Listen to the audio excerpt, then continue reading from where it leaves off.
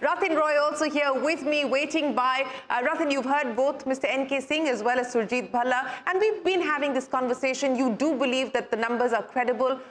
Finally, on going over the fine print and the details, the assessment. Well, as they say in French, plus ça change, même chose, which is that, look, since 2016, apart from the COVID years, expenditure of the government of India has been shrinking. And for the last 3 years, tax GDP ratios are stagnant. Therefore, the entire fiscal discipline that the central government has it's got through expenditure cuts. Broadly speaking, they cut the fiscal deficit by 0.5% of GDP every year, and then they cut expenditure by 0.5% of GDP every year. That's what's happened this year. 1 lakh crores in terms of the income tax cut is not a very large number. And I think Mr. Singh is absolutely right. It is consistent with maintaining fiscal prudence, except for one worry I have. Finance Ministry has a tendency to underestimate revenue foregone. I looked up what happened with the corporate tax cuts in 2019. They said 1 lakh crores then. Ultimately, according to experts, the tax cut was about 3 lakh crores. Okay. So if that happens, then all this hard-won fiscal responsibility, which I commend and encourage, will be jeopardized. And therefore, I really do hope that a ministry that is not very good at predicting tax numbers, at least this time gets it right. I think the big reform that I like, and really, I mean, giving reforms to the top 10% of the population in the hope of increasing expenditure, look at it another way. Are we saying that people who earn less than 6 times the per capita income are not prosperous enough to pay income tax? It's something worth thinking about for viewers. I mean, what kind of society do we live in, where people earning 6 times the per capita income, it's only then that you start paying income tax. So there is a prosperity problem in India, and what the budget has done is acknowledged it, by no means resolved it. The good thing the budget has done, I think the best thing it's done for doing business in India, is announced that next week, and I was very pleased the finance minister said this, there will be a tax bill that will harmonize and improve on our legislation, and she's promised that that bill will cut the clutter by half. My God. Yeah. If that doesn't do something for lifting confidence in India and in the business community, I don't know what will. That's much better than all this bakhana business and all that. And by the way, I do hope Dr. Singh is happy that there was so much Bihar in this budget. I've never seen so much Bihar in this budget.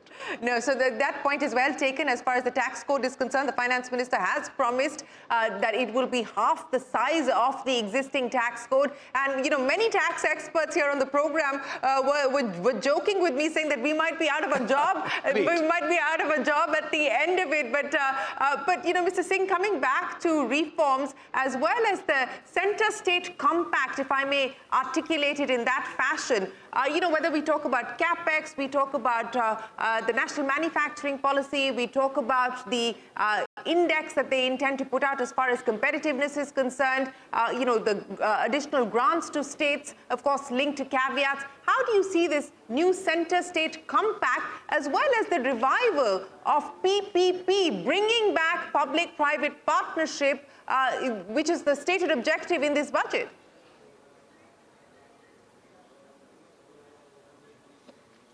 So I think that, Shereen, allow me to make just first 2 or 3 very quick comments on what Surjit said and what Rathin also said.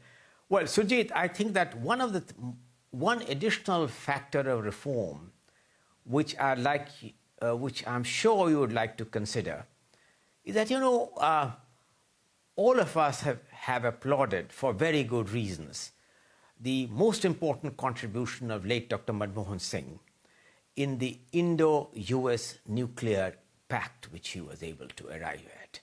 And that, I think, was, given the difficulties, was a very, very important contribution. But the fact remains that because of the impediments of various laws relating to insurance, we were not able to harness any private sector investment in the entire area of the civil use of nuclear energy. This bill, this budget, clears that great cobweb away, and that I regard as an important reform, because that, as we go forward, as we adopt more and more of artificial intelligence, we must recognize that this is very energy intensive activity.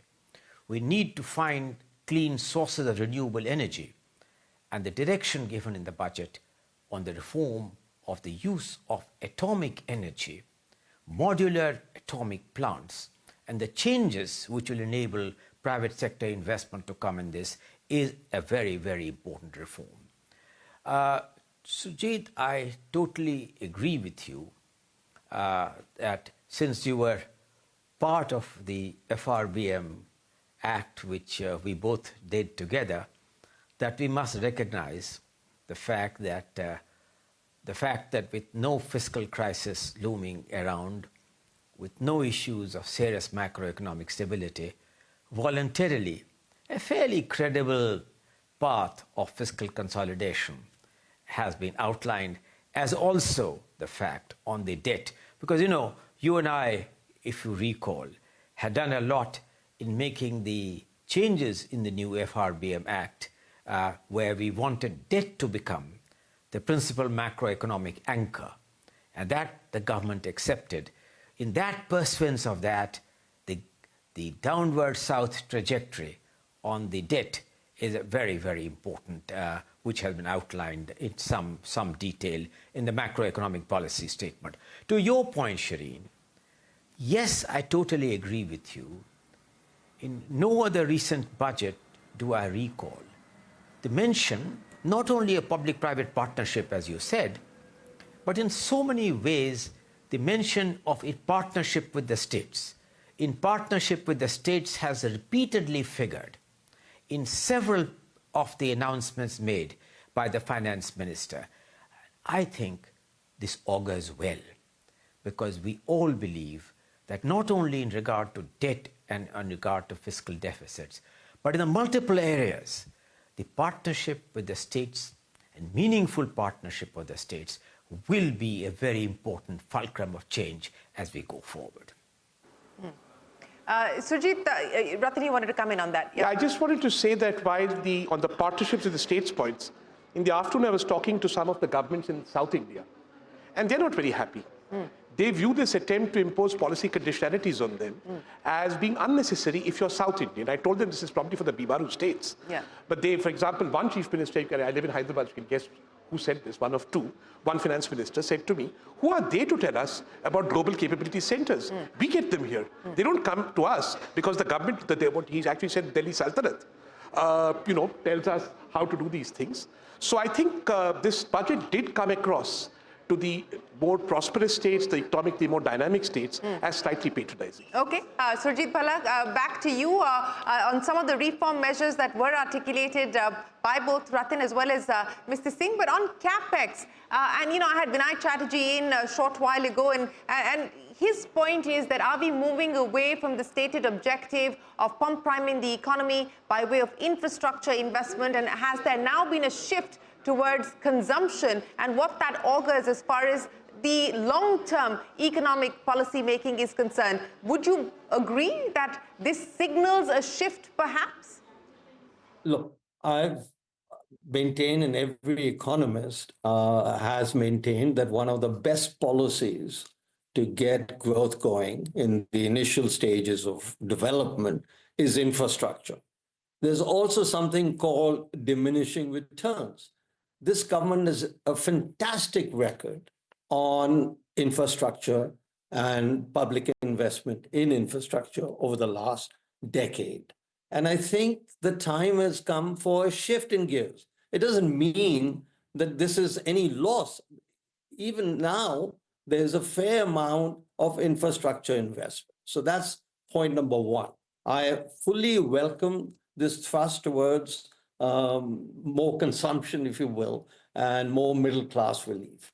I want to get to what Rathin has been saying, and perhaps you may have to have another session on this, but I haven't seen too many people argue that, listen, I have to look at the per capita income for my first slab and has to be a certain proportion to it. It's a bit technical, but we already are at one of the highest tax to GDP ratios in India. What would you like us to do?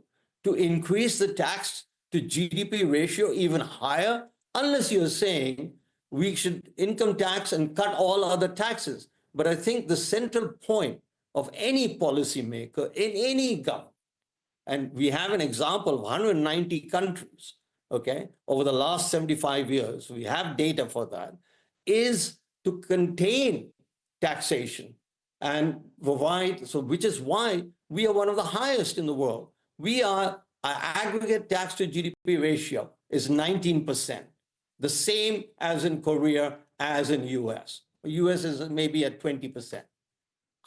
So what?